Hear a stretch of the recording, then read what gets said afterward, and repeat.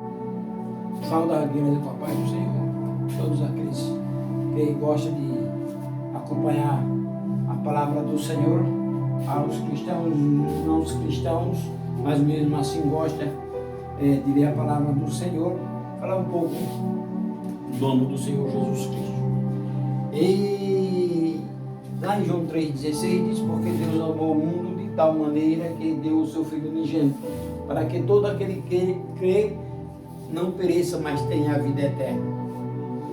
João era primo do Senhor e andava com o Senhor para todos os cantos. Ia João, Pedro e Tiago, quando os outros não iam, Jesus escolheu eles três e ele tinha muito conhecimento a respeito do Senhor Jesus Cristo e era o discípulo amado do Senhor Jesus Cristo. É aquele que encostou o ombro na ceia, na última Santa Ceia, encostou o ombro na cabeça do Messias.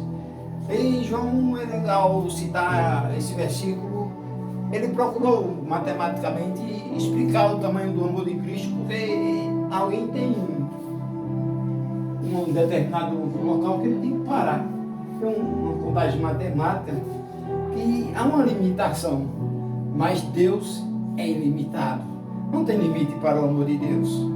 E João não conseguiu matematicamente explicar o tamanho do amor de Deus. Aí ele disse: de tal maneira que deu o seu filho. Além de tal maneira, não saber o amor, e ele explica, não saber o tamanho do amor, ele explica que Deus, ele presenteou-nos com Jesus Cristo. Jesus é um presente de Deus para nós. João diz: ele deu ao seu filho. E que amor esse tão grande que Jesus Cristo veio como Cordeiro de Deus, como João Batista tinha dito: eis aí o Cordeiro de Deus que tira o pecado do mundo. E que me chamou muita atenção, essa passagem eu vou falar rápido, para fazer um vídeo pequeno. Quando Jesus Cristo ia, ele estava indo para o Gólgota, lugar também chamado Caveira, era uma porção de terra alta e tinha um formato de uma caveira. E ali tinha 3 cruzes preparadas para 3 malfeitores.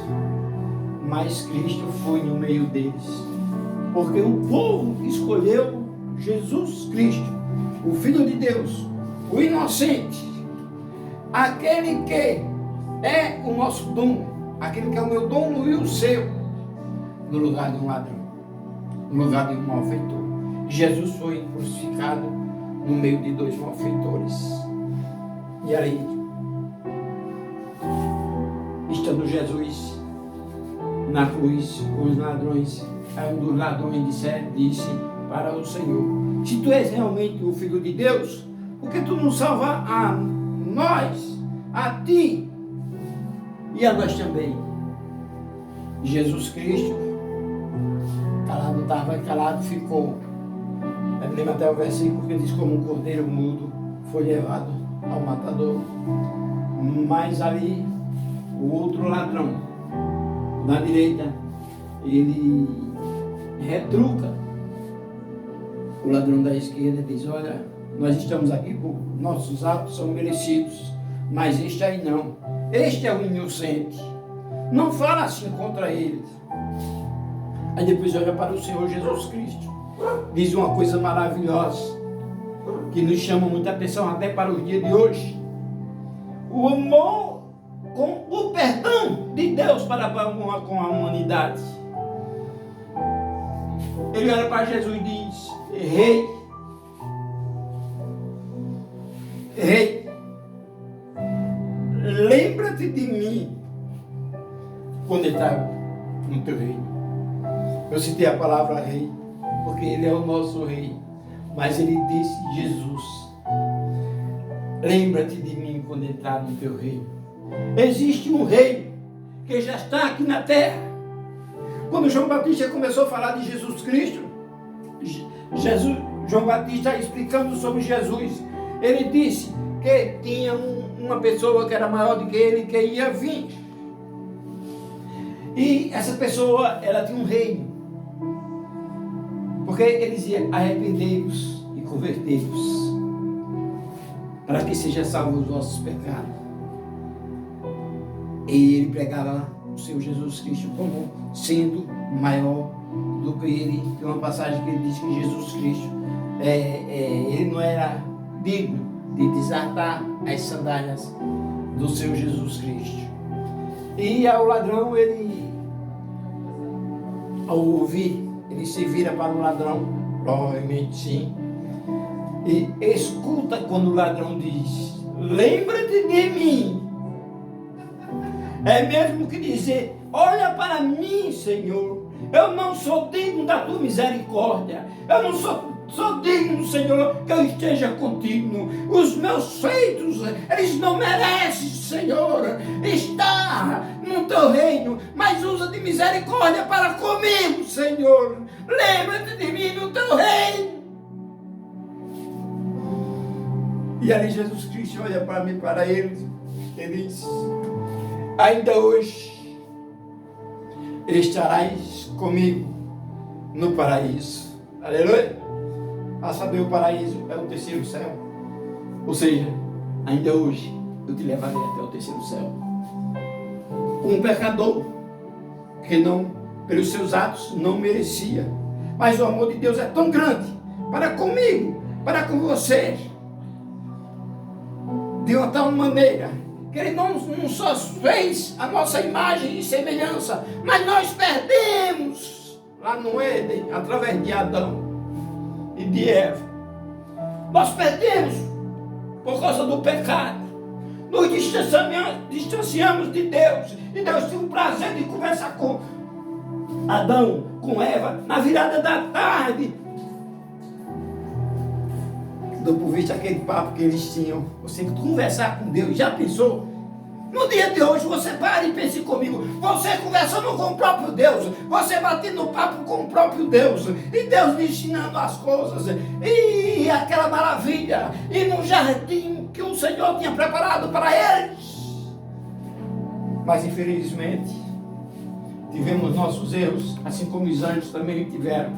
Para os anjos não teve perdão. Mas para conosco Deus mostrou o amor deles. Deus não só mostrou, como Ele executou o nome deles. Porque quando aquele ladrão dizem que era aproximadamente 6 horas, 6 horas, o ladrão começa a falar com o Senhor. E o Senhor, quando estava para perdoar os pecados daquele homem, para ser liberado, para quando morrerem, o Senhor levá-lo até o paraíso, acontece alguma coisa. A natureza começa a reclamar. O sol escurece. Fica trevas em toda a terra.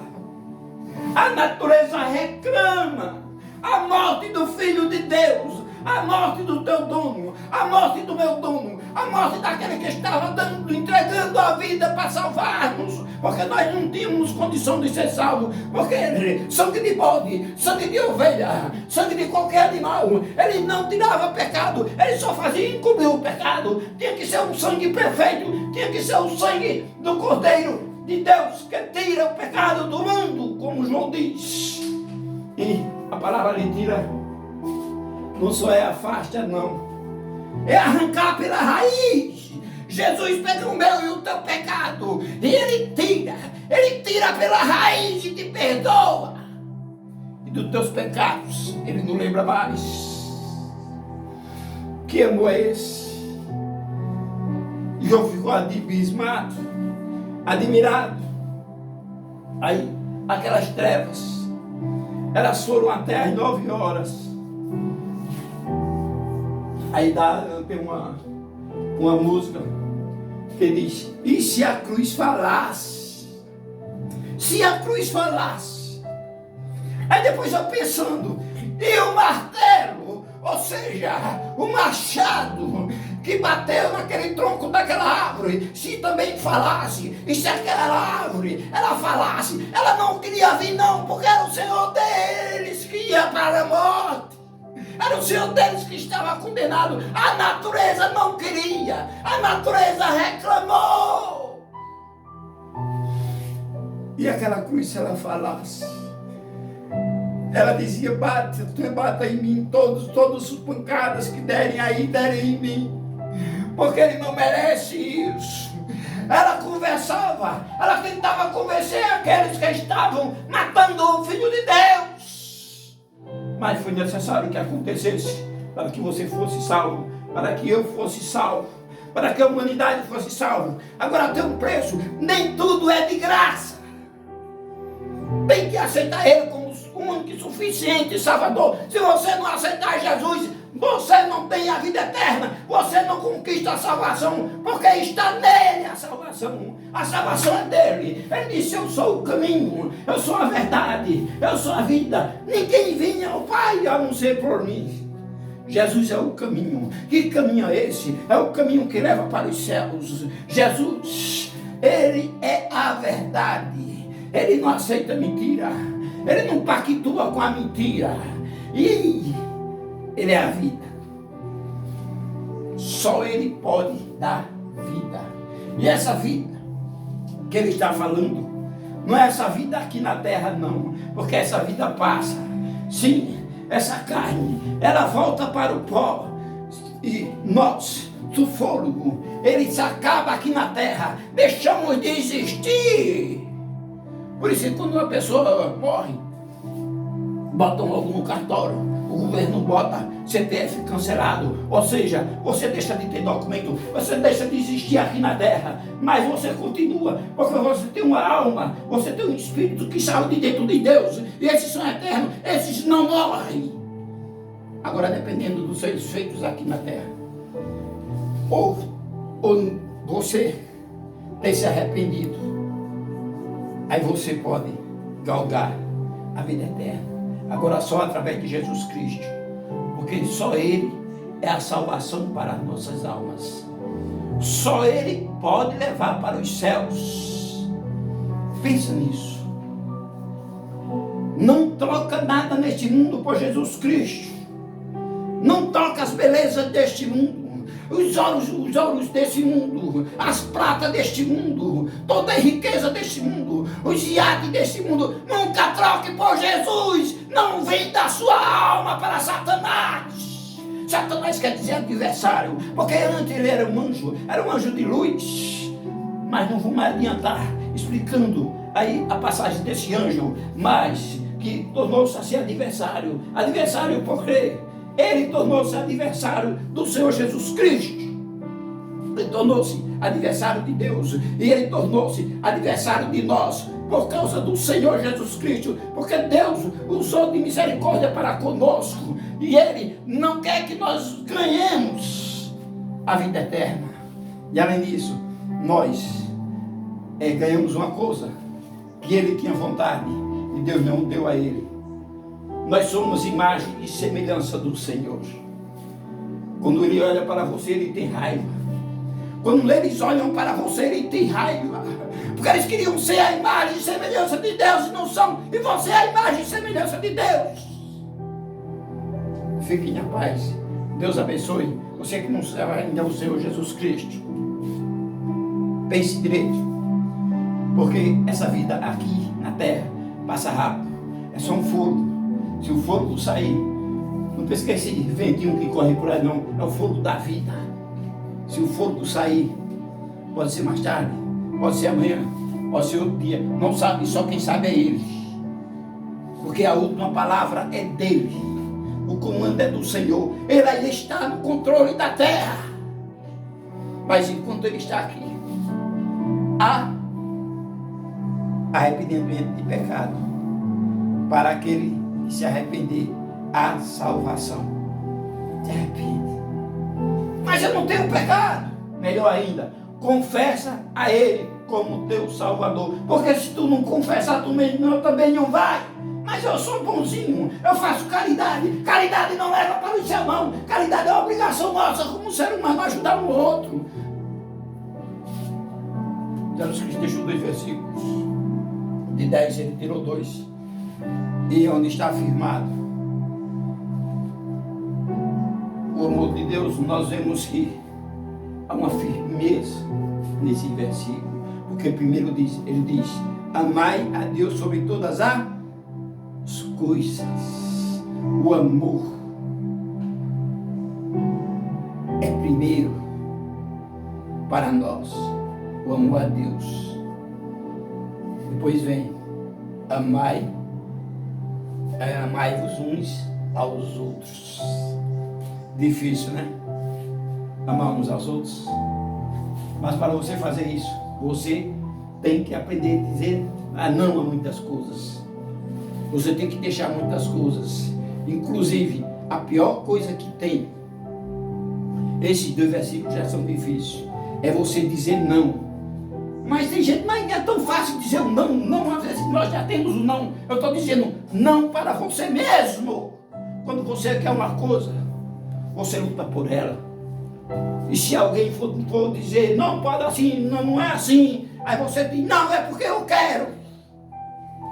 Aí você tem que aprender a dizer não para você. Porque o reino dos céus é sim, sim, não, não.